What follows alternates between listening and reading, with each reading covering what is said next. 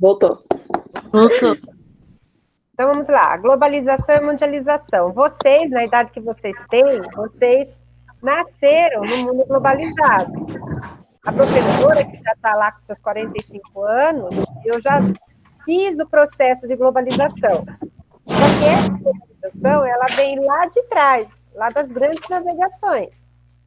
Então, quando o mundo começou a ser descoberto, a Europa começou a descobrir o mundo inteiro, as Américas, a Oceania, começou a colonizar a África, começou o processo de globalização. Globalização nada mais é do que troca, integração entre as nações. Então, como que é a vida em um mundo globalizado? Vocês conhecem alguma imagem aí? Já viram alguma coisa disso? Sim. Sim. Vocês viram aí? Do Google. O Google, né? Se vocês observarem, tem 3 imagens que falam desse mundo globalizado, que seriam os meios de transporte, que é a primeira, certo? Nos meios de transporte. Vocês estão vendo o ponteiro do meu mouse? Sim. Então, os meios de transporte, eles evoluíram muito, certo? Se vocês observarem na época da primeira Revolução Industrial, nós tínhamos lá navios a vapor. Um pouquinho mais atrás, no meio natural, nós tínhamos charrete. Isso nós estamos falando de nem 150 anos atrás. Então, hoje nós temos navios movidos a energia nuclear. Nós temos aviões supersônicos, nós temos trem-bala. Se você for no Japão, você percorre a ilha do Japão pelo trem-bala a menos de 3 horas. Então, nós temos, assim, uma qualidade, uma evolução muito grande nos meios de transportes. Mas por quê? Por conta do capitalismo. Nós vamos ver que tudo é por conta do capitalismo.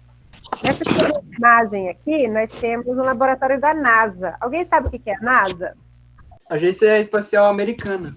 Isso, muito bem. E o que faz essa agência espacial americana?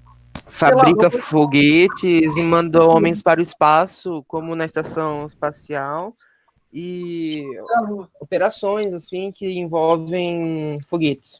E fazem pesquisa sobre o universo. Isso. Sobre E eles alguns anos. faz pesquisa muito além daquilo que vocês dois falaram. Certo? A NASA, ela praticamente fornece para as Forças Armadas americanas todo um aparato bélico muito grande. Então, se a gente pensa, a gente vê filmes, né, de ficção científica, ou mesmo de guerra, que a gente vê aquelas armas, né, movidas a laser, a gente acha que é tudo fora da nossa realidade, mas não é. Os protótipos, né, vão sair praticamente prontos para serem usados. Então, se a gente observar na época da Guerra Fria, alguém se lembra o que é Guerra Fria? A guerra entre a União Soviética e os Estados Unidos. Estados Unidos. Entre os dois. Era uma guerra mesmo de verdade, com armas? Não. Não, era espionagem, observações de forma indireta. Isso, era tudo de forma indireta, mas entre os movimentos socialistas e capitalistas. No caso, a NASA, ela desenvolveu um aparato tão grande de espionagem, né, para saber o que estava acontecendo para lá do Muro de Berlim, que virou vários filmes. Se você procurar filmes sobre a Guerra Fria, você vai ver muito a KGB, você vai ver a CIA, tudo monitorando um ao outro. Então, nesse sentido, nós vemos essa NASA produzindo equipamentos bélicos, porque na época da Guerra Fria, quem mandava era quem tinha a Força Armada, né, que mostrava essa Força Armada. Então, quando acabou essa bipolaridade, né, acabou a Guerra Fria, aí apareceu a questão do capitalismo em si. Então, nós temos um pulo entre a Guerra Fria e esse capitalismo que nós conhecemos, que é o capitalismo globalizado. Então, na Guerra Fria, o poder estava na mão de quem tinha arma, poder bélico. Quando acabou o Muro de Berlim, caiu, o poder foi para quem conseguiu mostrar os seus produtos para o mundo inteiro. E aqui nós temos uma outra questão, que é do mundo globalizado, que é a questão da telecomunicação. Alguém já escreveu carta? Sim. Não. De por correio mesmo? Sim, sim. Sim, Aquelas sim, que faz Papai trilha. Noel. O Papai Noel, verdade. Eu acho que vocês fizeram esse trabalhinho também, acho que no ensino fundamental, não é? A professora não pediu para escrever carta e mandar para amiguinho? Acho que sim, não sei. Hoje, se você quer falar com alguém, precisa mais de carta. Você não precisa nem escrever. Você praticamente manda um áudio. Né? Tem uma realidade totalmente diferente. Mas os Correios aqui no Brasil foram criados não para transportar carga como que é agora. Foram criados para entregar cartas mesmo. Porque a única maneira de comunicação era através das cartas. Mas como é que começou esse mundo globalizado? Olha só, nós temos que falar sobre os meios geográficos. Alguém já ouviu falar em meio natural? Não. Não. Meio natural está representado por essa sociedade de caça. Vocês estão vendo esse hominho aqui? Esse meio natural, se você quisesse comer, você tinha que caçar ou criar. Se você quisesse uma roupa, você tinha que ter esse animal para você mesmo fazer, curtir o couro, para você mesmo cortar, para você produzir sua roupa. Esse é o meio natural. Só que o homem ele foi evoluindo. Nós tivemos aqui o meio técnico. Qual que é a diferença deste para este? Alguém consegue perceber? Dá pra ver. O aumento da técnica de cultivo. Tem uma técnica de cultivo. Então, ele parou de caçar, parou de ser nômade, começou a estabelecer as cidades. Nós estamos na época do feudalismo. Eles começaram a produzir o que eles precisavam. Então, eles precisavam de técnica. Essa própria ferramenta aqui, teve que ter alguém que pensou na utilização dela, que criou, que teve que elaborar uma técnica para poder forjar o ferro, para poder ter essa dimensão na madeira. Então, tudo isso é uma técnica. Quando o homem continua essa evolução, ele passa por meio técnico-científico. Aí ele já desenvolve aqui, ó, a indústria. Então, a indústria é científica. Todos aqueles equipamentos que a gente tem nas indústrias vêm de um processo científico, vêm da elaboração de um processo científico. E sabe o que é feito o batom? Alguém já viu atrás, na caixinha do batom? Não? Quem tá falando? Eu acho que alguém vai ter que fechar o áudio aí, que alguém está com o áudio aberto. Sim. O batom, ele é feito de produtos químicos e um deles é o petróleo. E o petróleo, ele foi encontrado, utilizado na segunda Revolução Industrial, que praticamente mudou a questão dos transportes, da utilização do material. Praticamente, o plástico retirado do petróleo é utilizado em quase tudo que nós conhecemos. E, por último, nós temos essa revolução técnico-científica informacional, que praticamente leva o homem para além da imaginação dele. Então, nós temos aqui o meio natural, o meio técnico-científico e o meio técnico-científico informacional. Nós temos hoje mais uma revolução, nós estamos caminhando para a revolução 4.0. Alguém já viu falar da 4.0? Já. Não. Não. É a revolução da inteligência artificial. Praticamente o homem está colocando na mão da máquina tudo que ele precisa fazer. Vocês já viram uma impressora 3D? Sim. Já vi. Sim. Quem não viu, entra no Google, procura uma impressora 3D e vê o que ela está produzindo. Uma impressora consegue produzir, por exemplo, um óculos. Uma impressora, vocês imaginam isso? Ela imprime, através dessa injeção de plástico, um óculos. Então, é uma tecnologia assim, hoje eu quero sair com um boné amarelo de bolinha verde, listrado de azul, eu vou lá na impressora, coloco o que eu quero, ela produz para eu poder sair essa noite, customiza. Da hora, mano. Essa tecnologia Ah, eu não quero esse cinto, eu quero um cinto bordô, lilás, vinho. Vou lá na impressora, coloco o modelo que eu quero, ela produz. Né? Uma impressora dessa, hoje, vai substituir muito a questão de você comprar em grande escala. Você vai poder personalizar o que você precisa e ela é precisa. Né? Se você quer aquele parafusinho, com aquele formato, daquela modelinho, ela consegue fazer até mesmo microscópico para você utilizar. Então, é uma evolução muito grande na questão da inteligência artificial. Tudo bem? Tá rápido? Tá indo bem? Tá indo bem. Então, Tudo bem. Tá legal. Fala para vocês. Então, nós temos o meio natural, o meio técnico científico, o meio técnico científico informacional, e nós ainda não colocamos o 4.0, porque ainda ele não está especificado como meio geográfico, ele só vai estar especificado quando ele passar para o próximo. Aí essa escadinha vai ter mais um degrau. Então, agora o que vocês vão fazer? Vocês vão copiar essa tela no caderno. Não precisa copiar a escala, tá? Mas coloca a ordem que está aqui. Meio natural, meio técnico, terceiro meio técnico científico e técnico científico informacional. Registra no caderno de vocês. Por favor.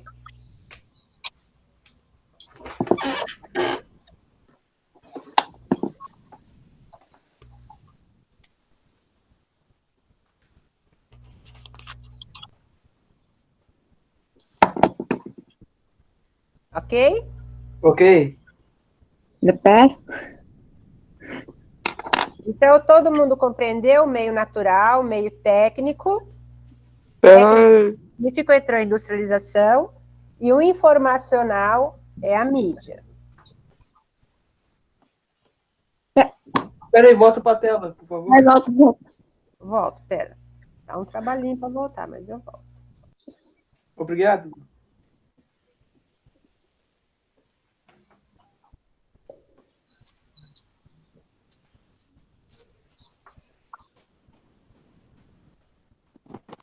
Pronto, finish.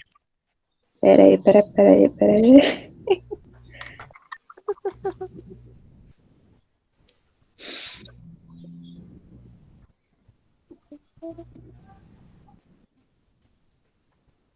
Pronto? Ainda não, falta um pouquinho. Tá bom. Cadê?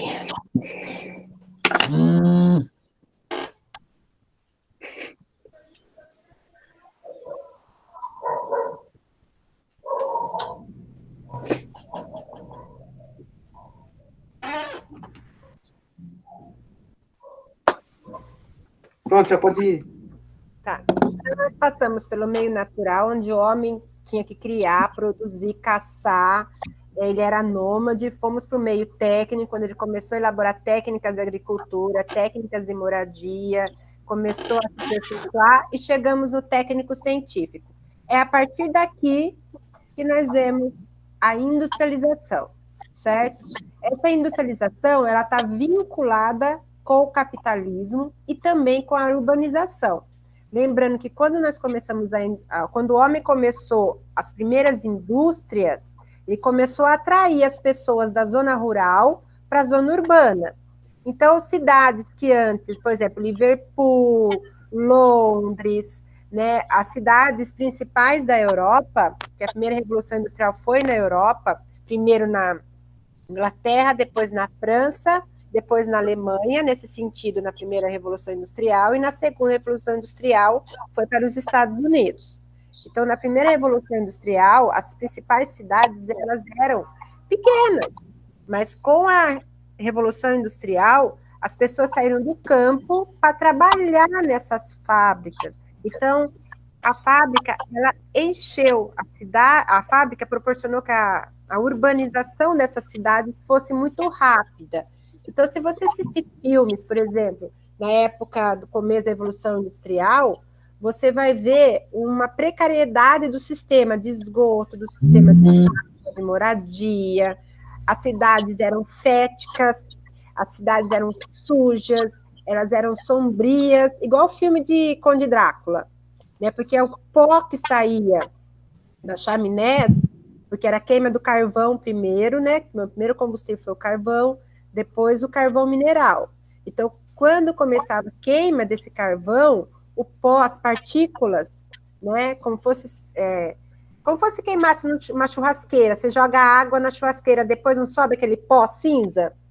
Era aquilo lá, ficava nos telhados. Quando chovia, caía tudo no chão, então aquilo lá ficava praticamente imundo as cidades. Então, quando a gente vê aquele romantismo da época de Paris, né, lá na França, aquele romantismo da Torre Eiffel, é tudo uma questão de simbologia, porque, na realidade, a época era bem suja, bem assim, mas teve proliferamento da gripe espanhola, teve a febre bubônica, teve a peste negra, tudo voltou por conta desse acúmulo de pessoas, fora outras doenças, né, que a gente foi, através da vacina, tirando do percurso. Mas naquela época as pessoas morriam por falta de higiene também, por falta de cuidados básicos. Então, Professora, foi quando teve a greve da vacina também, né? Isso aí, a greve da vacina foi aqui no Brasil, né? Não, foi na mesma época? Não, foi um pouco depois, vamos dizer assim. A industrialização brasileira ocorreu depois da Revolução Industrial. Nós estamos 100 anos atrasados. Então, quando os Estados Unidos já estava na sua segunda Revolução Industrial, nós estávamos começando a nossa primeira. Tá? Nossa! Certo? Nós estamos 100 anos atrasados. Que é no próximo item vai ser a Revolução Industrial aqui no Brasil. Por que ficou tão atrasado assim aqui no Brasil, só adiantando? Porque nós éramos colônia. Né? E depois da colônia, mesmo com a independência do Brasil, nós ficamos vinculados com a compra de mercadorias de Portugal. E Portugal comprava da Inglaterra. Certo? Então, Portugal não permitia que nós, brasileiros, comprássemos de outro país. Nós não podíamos comprar direto da Inglaterra, por exemplo, para comprar mais barato. Então, eles vincularam a nossa independência com a economia brasileira. Então, por isso que nós temos indústria. As nossas indústrias são todas de fora. Né? Se você pega, por exemplo, qualquer tipo de indústria automobilística, tem alguma brasileira? Não. Não. Você pega, por exemplo, vamos pegar siderúrgicas. Também não. Então, as principais indústrias, elas são de capital estrangeiro. O que é nosso aqui? O que pode falar que é nosso? Alimentícia e têxtil. Né? Roupa e comida praticamente fica próximo que é têxtil, tem muitas fechando. Por quê? Indústria de roupa, por que está fechando aqui no Brasil? Porque a gente compra muito lá de fora? Compra muito da onde? Da China. A China. Então, nós compramos muito de fora. Por que você vai comprar vamos colocar aí, a Sulfabril, por exemplo, que é a Hering? Por que você vai comprar uma camiseta que custa R$100 da Hering, se você pode comprar na 13 de maio por nem R$15? A mesma, porque eles acabam até falsificando, né, o símbolo. A qualidade é outra, tudo é outra, sim, mas o povo que ganha salário mínimo não se preocupa com a qualidade nesse sentido, certo? Próxima aula nós vamos falar sobre essa industrialização brasileira. Professora. Oi, querido. A Embraer é brasileira, não é? Sim, ela é uma das estatais que sobrevive ainda. Ah, tá. A Embraer, né? Nós temos o Banco do Brasil, que é uma estatal também. E Correios. Os Correios também, muito bem lembrado. Aí, praticamente, nós tínhamos a Vale do Rio Doce, quando começou a nossa Revolução Industrial aqui no Brasil, né, os governantes, na época, eles fizeram uma indústria de base, nós vamos estudá-los também. E essa indústria de base, que seria siderúrgicas, metalúrgicas, combustível, era tudo com fonte brasileira, tudo indústria brasileira. Só que o quê? Para que ele fez isso? Para atrair as outras indústrias para dentro do Brasil. Então, as indústrias não vinham no Brasil por quê? Porque não tinha extração de minério de ferro. fizeram a Vale do Rio Doce fazer extração de minério de ferro. Ah, não tinha estrada. Fizeram várias rodovias. Ah, não tinha abastecimento de água. Fizeram várias... igual a nossa Saicil aqui, começaram a incentivar as prefeituras a criarem seu próprio abastecimento de água. Então, tudo isso é para a base, para que as indústrias viessem aqui. Mas o correto seria criar um próprio capital brasileiro, através, igual os Estados Unidos fez com o Vale do Silício. Alguém conhece o Vale do Silício? Conheço. É uma região... Não, é uma região nos Estados Unidos, próximo de várias faculdades, de todos os tipos, mas principalmente tecnológicas. É lá do Vale do Silício que nós temos o berço da Apple, da Microsoft, e várias outras que a gente conhece. Então, o que os Estados Unidos fez? Incentivou, né, o intelecto desses estudantes da época, né, nessa área tecnológica, para poder criar o que é hoje que a gente conhece, essa terceira revolução industrial, que é a informacional. Hoje você não precisa mais ter dinheiro físico. Vocês conhecem o dinheiro na internet? Como é que chama? Bitcoin. Isso. Você acaba trocando por tudo usando Bitcoin. Bitcoin. Isso. Você acaba usando isso. Então, as pessoas que inventaram isso, que colocaram na rede isso, hoje eles são milionários. E eles não precisam ter uma indústria igual essa que tem aí na foto, enorme. Né? Não precisa pagar IPTU, água, força. Eles acabam utilizando pouca gente para resolver um problema de muita gente. Então, aqui no Brasil, nós não tivemos um Vale do Silício, não tivemos um investimento em educação para criar mentes pensantes, criativas, empreendedoras. É por isso que nós estamos atrasados na tecnologia. Podemos continuar? Alguém tem alguma pergunta? Sim. Não, pode continuar. Pode continuar. Pode continuar? Então, aqui nós temos a Revolução Industrial. Começou, como eu já falei para vocês, lá na Inglaterra, certo? Depois foi para a França. Essa é a primeira Revolução Industrial. O que aconteceu? A organização do espaço urbano passa a ser determinada pelas indústrias nascentes, pela produção e distribuição e consumo. Então, se você tivesse uma indústria, você era chamado de burguês. Alguém sabe por quê? Era o dono. Tinha mais dinheiro. Esqueci. Não entendi. Porque a burguesia era mais tinha dinheiro. E eles eram os comerciantes. Eram os meios de produção. Isso, eram os donos do meio de produção, muito bem. Nesta época, os burgueses, eles conseguiram o seu dinheiro como? Através do trabalho do trabalhador, não? Sim, mas para poder criar indústria, né, para construir uma Através do indústria como comércio. essa, como que eles conseguiram? Que tipo de comércio?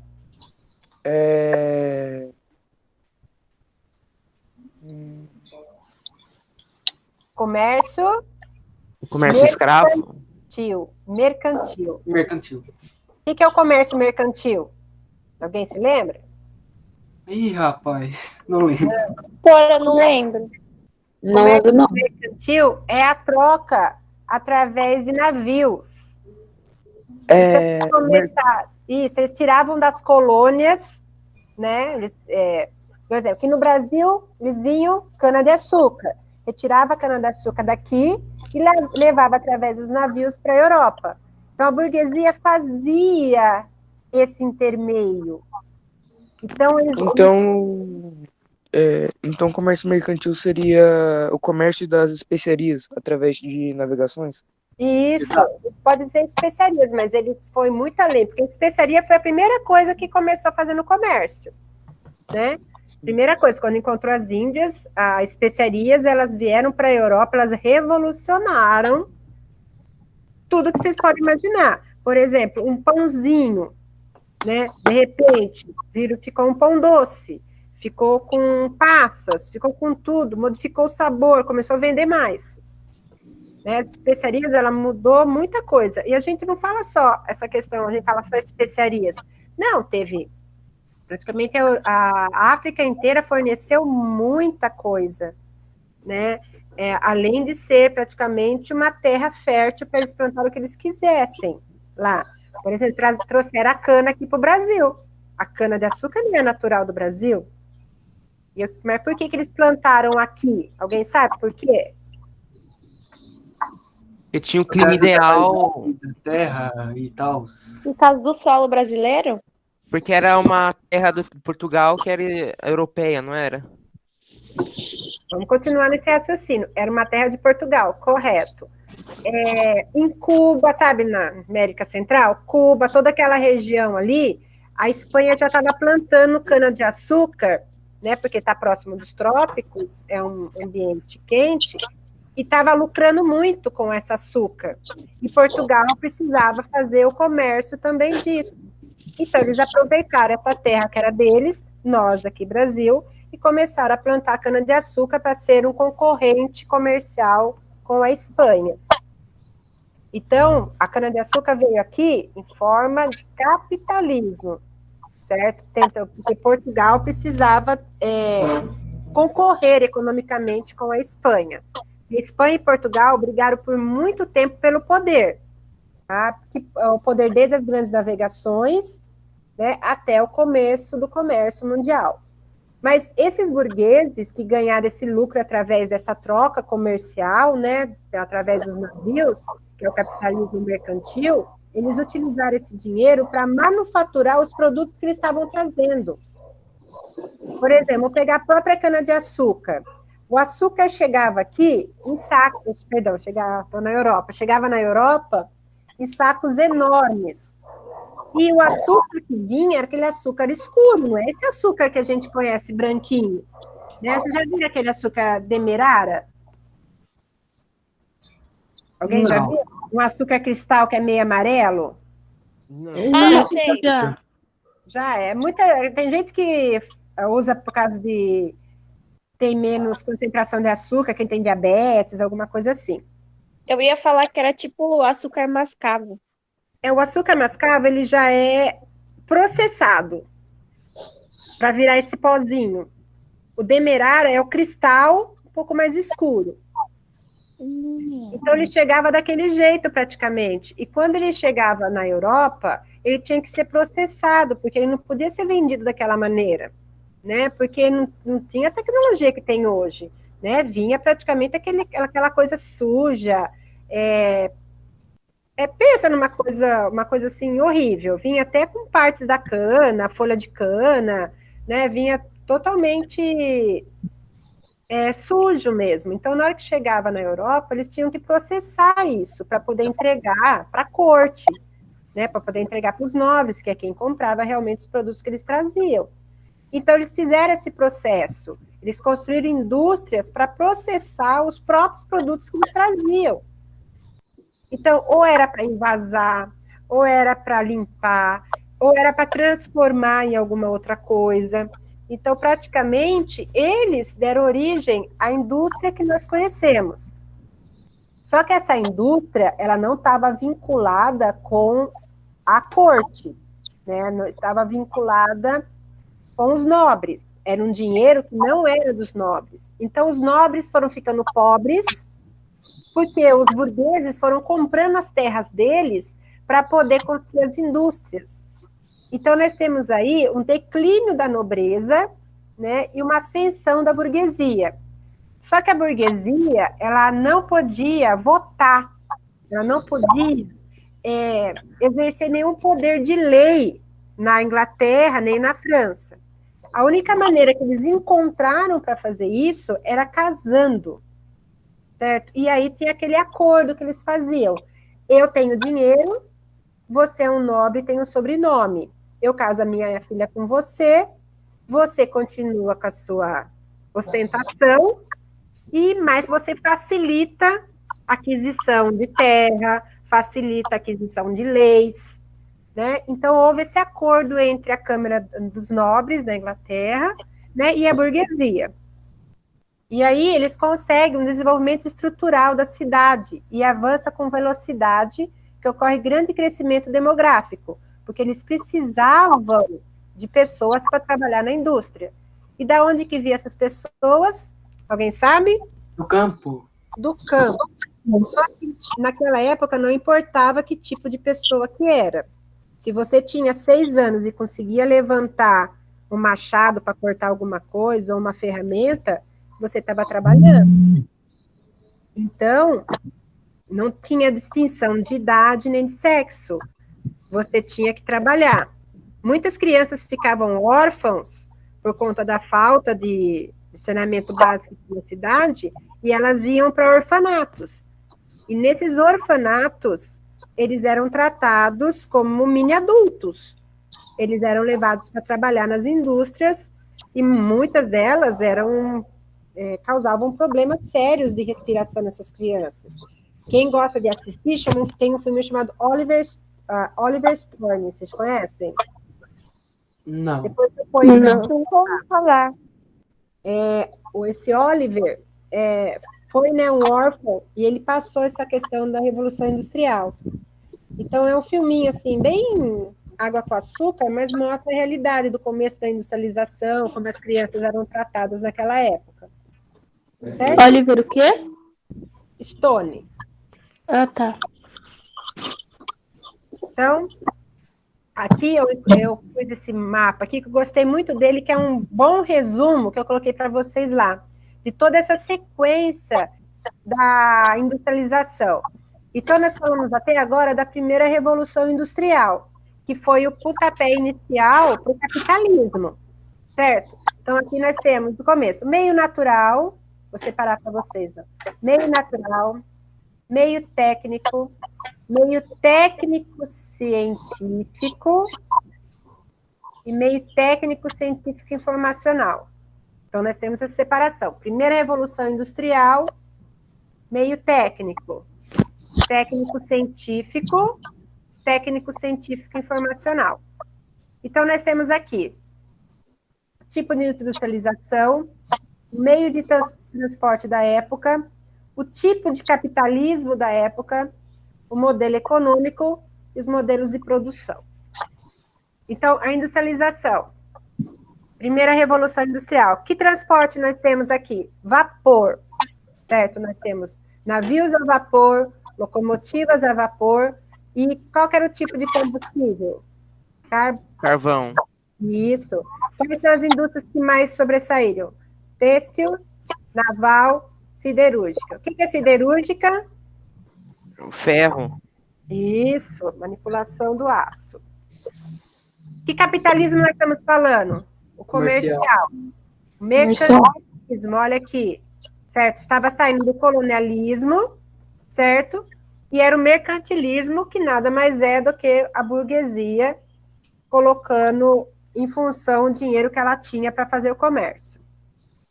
1850, século XX, segunda Revolução Industrial.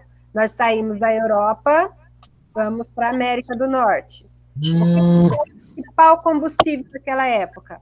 Petróleo. O que confunde muito nas questões é isso aqui, ó. A elétrica, tá? Muita gente coloca ela aqui, ó. Né? Porque acha assim, o petróleo foi na segunda, então a eletricidade foi da primeira. Mas não, são juntas, tá bom? Isaac Newton, aqui, ó. Química, e não falamos, científica, química e os motores. Os navios ganharam propulsão por conta do petróleo, óleo diesel. Só que aqui nós passamos do mercantilismo para o liberalismo. O que seria isso? Alguém sabe o que quer dizer essa palavra, liberalismo? A menor intervenção do Estado na economia? Isso, e praticamente laissez-faire. Se produz de tudo e se vende para todo mundo. Não importa o tipo de intervenção que você tem. O Estado ele não intervém em nada. Por exemplo, hoje o Estado já intervém um pouco, por conta da geopolítica. Mas naquela época, não. Se você tinha, o seu país tinha dinheiro para pagar, a gente vendia. E o imperialismo? Então, aqui nós ainda tínhamos alguns países que tinham sido colônias de, por exemplo, tinha sido Ruanda, tinha sido colônia da Bélgica. Mesmo com a independência, a Bélgica mandava nela. Mesma coisa, assim, em qualquer país do mundo. Mesmo assim, principalmente países da África, aconteceu muito isso. Angola, por exemplo, colônia de Portugal. Mesmo Angola, independente de Portugal, ela só comprava mercadorias de Portugal. Então, isso é um imperialismo, certo? É uma manipulação do país, da economia do país, por conta dele ter sido antigamente sua colônia. E nessa época nós tivemos o Fordismo. Alguém sabe o que é o modelo de produção Fordismo? Não faço a mínima ideia. Era Não. o Latex. Henry Ford, alguém conhece? Sim, sim, foi conheço. o criador da Ford. Isso, ele que conseguiu, ele colocou o motor a combustão, que já existia, dentro de um automóvel, que foi chamado de automóvel na época. Então, o Fordismo seria o quê? Em questões de linha de produção, tá? Pensa num carro, tá? Então, uma pessoa coloca o pneu, a outra pessoa coloca o banco, a outra pessoa coloca o volante, é uma linha de produção. Então, ele achou que nas indústrias, se essas indústrias fossem conforme uma linha de produção, eu corto a camiseta, o outro costura, o outro põe o botão, o outro dobra, o outro põe no saco e vai e despacha. Então, cada um foi fazendo o seu papel. Só que o que aconteceu com esse Fordismo? Nós tivemos um problema sério aqui, ó. Crise de 1929. Eu acho que o professor de História vai conversar com vocês, né? Sim. Então, essa crise de 1929, ela quebra a economia dos Estados Unidos e da Europa. Por que ela quebra essa economia? Porque as pessoas que tinham o dinheiro para comprar, eles foram investindo tanto, só que não teve o retorno financeiro. Então, a mesma coisa de você produzir, por exemplo, um monte de bolo. Você produz 15 bolos, só que você só vende 5. O que vai acontecer com aqueles 10? É o seu prejuízo. Tá? Ah, mas o que eu faço? Vendo mais barato? Não, você perdeu o dinheiro. Você perdeu o ingrediente e você perdeu o dinheiro. Então, a mesma coisa, as pessoas investiram na Bolsa de Valores achando que aquela indústria ia dar lucro, só que ela não conseguiu vender, porque ela produziu demais. Não tinha pessoas para comprar toda aquela produção. Então, eles acabam tendo prejuízo. Aqui no Brasil, tem a época do café. E o que aconteceu com os produtores de café? Muitos deles deram um tiro na cabeça, se suicidaram. Por quê? Porque o café era vendido para a Inglaterra e para os Estados Unidos. Os Estados Unidos não tinham dinheiro para pagar o café. O café ficou todo estocado no Porto de Santos. Os cafeicultores que precisavam de dinheiro para ostentar o que eles precisavam, para pagar, no caso aí, todas aquelas pessoas que vieram, aqueles imigrantes que vieram da Itália, mas toda a questão de semente e tudo mais, eles se viram sem nada, sem dinheiro, sem nada. Então, a solução que eles deram para eles, muito deles foi o suicídio. Mas essa crise, né, de 1929 impulsionou os Estados Unidos para o que é hoje, certo? Que é a revolução técnico-científica informacional. Para nós, impulsionou alguma coisa? Vocês vão ver que não, tá? Vocês vão ver isso com a professora de História, tá? Só que o que aconteceu? Aquele sistema do Fordismo, que era em série, linha de montagem, não estava dando mais certo. Então, o que teve que fazer? Você teve que se tornar especialista de uma área. Taylorismo é quando se especifica numa determinada área. Então, a partir de hoje, eu sou especialista em banco, tá? Então, eu vou colocar só os bancos no carro, mas eu vou fazer isso com perfeição, certo? Então, esse que é o Taylorismo. Quando acaba a crise de 1929, os Estados Unidos se recupera, a Europa também se recupera, nós temos aí uma intervenção do Estado para poder melhorar a crise, que é o keynesianismo, tá? Junto com isso, aconteceu a descolonização, certo? Então, praticamente, aqueles países que estavam sendo, mesmo independentes, monitorados pelos seus países metrópoles, eles praticamente ficaram sem auxílio nenhum. Porque esses países que faziam esse monitoramento nesse imperialismo, eles não tinham mais dinheiro para manter a imposição que eles queriam sobre os países. Então, houve uma descolonização. Países que eram pobres viraram miseráveis, porque não tinham mais o comércio com o país que antigamente era sua metrópole. Então, isso aqui nós começamos a dividir o mundo em países desenvolvidos e que mais? Subdesenvolvidos. Muito bem. Então, a partir de agora, nós temos uma divisão do mundo em países desenvolvidos e subdesenvolvidos. Temos aí o passar de alguns anos, entramos na terceira revolução industrial. Então, aqui nós temos o toyotismo. Toyota, alguém conhece a marca de carro? Sim, no Japão. E muito. Sim. Hoje nós utilizamos o toyotismo, porque é o just time. Você produz de acordo com a sua demanda. Aqui não, aqui eles iam produzindo, e aí teve essa quebra aqui por causa da crise, porque não tinha para quem vender. Aqui não.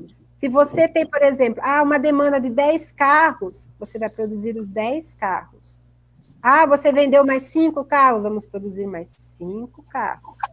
Isso aqui é a lei da oferta e da procura, tá? E aí nós tivemos, agora chegamos no neoliberalismo, tá? Que é a redução do papel do Estado na intervenção da economia. Aqui nós tivemos que o Estado teve que interferir, aqui ele liberou, certo? E a globalização da economia, que é o que nós vamos ver agora, tá? Que essa globalização é, por exemplo, você pode abrir, você está passeando lá na Europa, olha que beleza. Você precisa sacar dinheiro do seu banco aqui no Brasil. Você vai no caixa eletrônico lá e saca. Então, é uma globalização, certo? Alguma dúvida aqui? Não. Não. Não. Não. Não. Tá indo bem assim? Vocês querem falar alguma coisa? Sei Tranquilo? lá, Não. não tô afinal.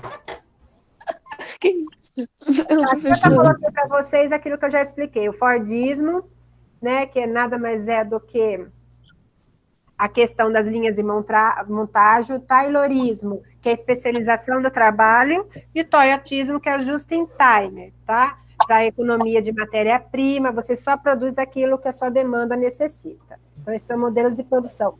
Esses nomes aqui caem nos vestibulinhos, hein? E tem que lembrar a ordem deles, tá? Fordismo, Taylorismo e Toyotismo, ok? Não precisa lembrar quem criou, que isso não, dificilmente cai, mas o significado, linha de montagem, a especialização e a questão da produção de acordo com a necessidade, ok? Professora, a professora pode repetir esses nomes e o significado deles para mim anotar aqui no caderno? Sim. São modelos de produção, tá? Fordismo, que é a linha de montagem. Próximo. Taylorismo, a gente fala Taylorismo, tá? Escreve tá, mas é T. Taylorismo.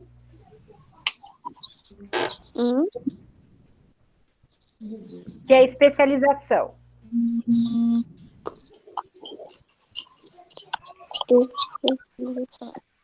Especialização. E o toyotismo. Peraí, professora, depois de Fordismo é o quê? Vocês estão vendo na tela aí? Tá para você? Tá, então tá bom. É Taylorismo, a gente fala Taylorismo, tá? Escreve tá, mas no T. Taylorismo.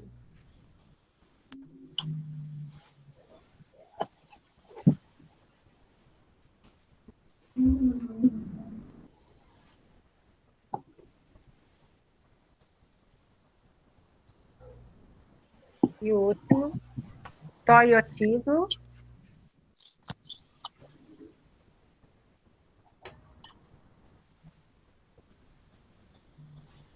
Just in time, tá?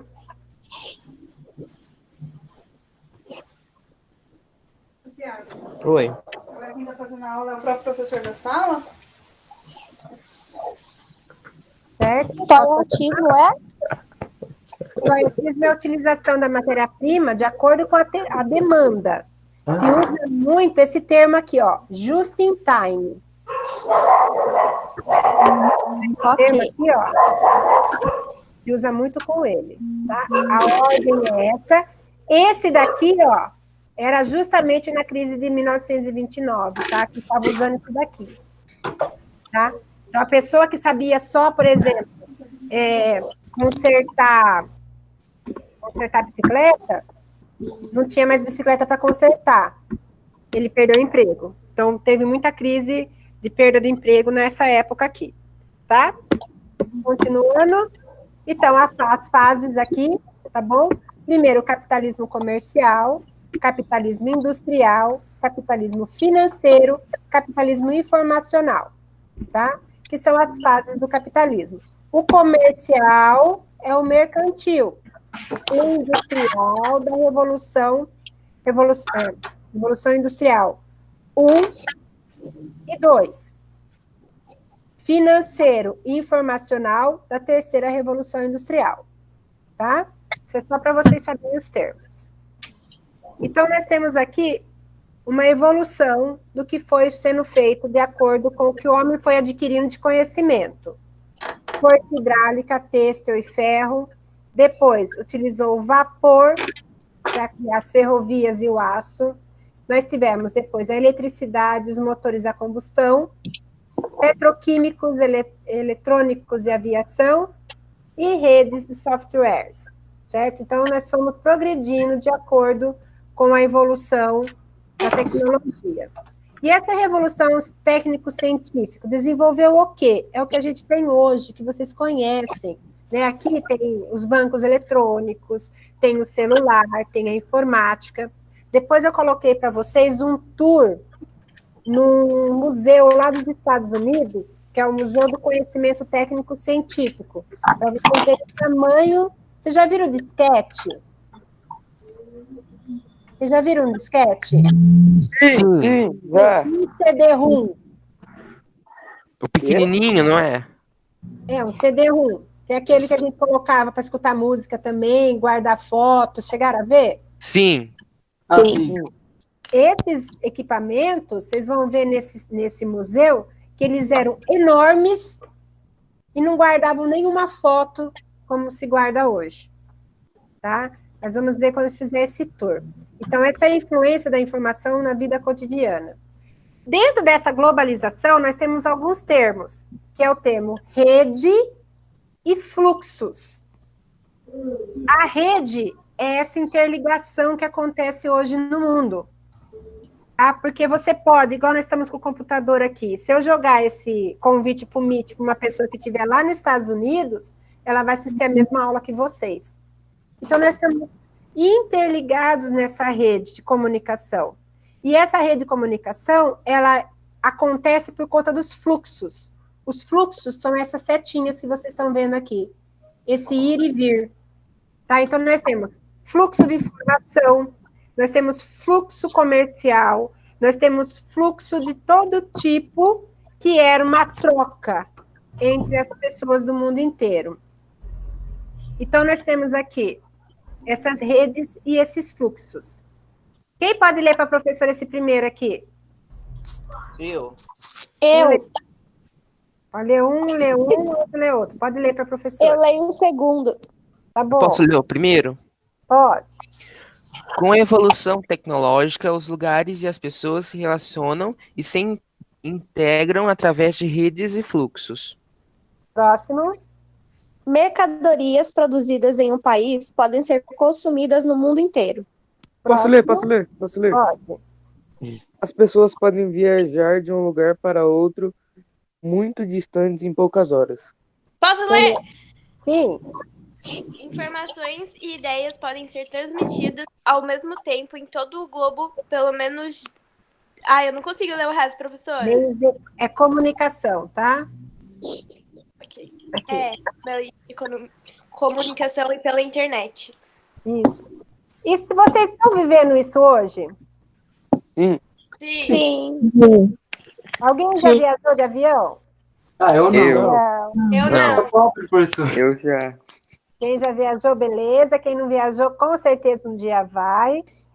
De avião é mais rápido ou é mais devagar? Mais rápido. Mais rápido. Vocês já estudaram como é que consegue colocar um elefante daquele tamanho, que é um avião, flutuando, Aerodinâmica. entre aspas, no céu? Sim. Aerodinâmica. Sim, aerodinâmica. Ele tem um bico e o bico dele vai bater o ar e o ar vai passar por baixo dele que vai fazer ele meio que planar. O ar de cima vai pegar ele, vai fazer ele pegar ele mais impulso. Pensa bem, a pessoa que imaginou isso, você acha que ela não está viva, lógico, né? Mas se ela estivesse viva e visse realmente o que ela pensou no concreto, qual seria a reação dela? Espanto total. Espanto total. Imaginem vocês a evolução de muitas coisas. Nesse tour que vocês podem fazer, que eu acho que não vai dar tempo de a gente fazer hoje, pelo museu, vocês vão ver o tamanho do primeiro computador doméstico. Tá? Porque os computadores sempre existiram, mas quando eles foram disponibilizados para a população, era uma coisa quase o tamanho de uma sala. Para quê? Só para processar alguns números. Hoje não. Hoje a gente faz de tudo nesses computadores. E nós temos, por exemplo, produtos chineses sendo vendidos em mercados americanos. E a gente sabe, né, a disputa que é entre os dois, pelo mundo todo, pela economia. Mas, por prol do capitalismo, eles fazem uma troca comercial muito boa. Próximo. Os transportes e a comunicação. Vocês sabem o que é cada coisinha dessa aqui, cada caixinha dessa? Não. Não. Cada caixinha Mercadoria. Containers. containers. Eles vão para dentro de navios. Que, por exemplo, pode ter soja, pode ter milho, pode ter equipamento eletrônico, geladeira, fogão. Por exemplo, pode qualquer produto ser colocado dentro de um container para ser transportado. Só que a maioria do que é transportado em containers é de valor agregado menor. Tá? Por exemplo, um iPhone vai chegar no Brasil de avião, não vai chegar em container, tá bom? Então, quando é algo mais caro, de valor agregado maior, eles vêm de avião. Os containers, eles vão para navios. Tudo que está aqui, por exemplo, tudo que eu estou passando o mouse, ó, em torno de 5 a 6 mil containers vão dentro de um único navio. Nossa. Verem o tamanho que são os transatlânticos que cruzam o oceano. E são muitos, certo? E a comunicação entre eles é tudo feito hoje por satélite, certo? O que a gente imaginava que antes eles utilizavam o astrolábio, que vocês já viram no 8º ano, a bússola. Hoje você não precisa apenas compreender, você não precisa olhar para o céu para se localizar. Você tem que olhar para a máquina. E a máquina faz todo o percurso para você. Então, as distâncias do mundo, elas se encurtaram. Certo? Dá a impressão que o mundo está menor. Só que não é o mundo que está menor. As distâncias estão sendo percorridas mais rápidas. Certo? Então, aqui nós temos essa interligação do mundo inteiro. Certo? Alguém pode falar para mim o que está vendo de interessante nessa imagem?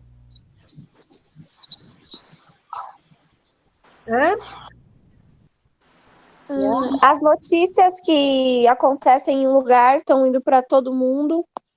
Muito bem. Qualquer coisa que você vê em jornal vai estar no computador, vai estar na televisão. E muitas vezes online. Vocês viram ontem o pequeno tufão que eles estão dizendo, né? Lá no sul do Brasil? Sim. Então, Eu não vi. não viu? Procura no YouTube. estava acontecendo, tinha gente, tinha pessoas que estavam filmando lá online, quebrando o telhado, né, voando as coisas, e a gente vendo aqui, e aqui não tinha nada. Né? Então, a gente consegue ver tudo praticamente online hoje em dia. Alguma dúvida até aí?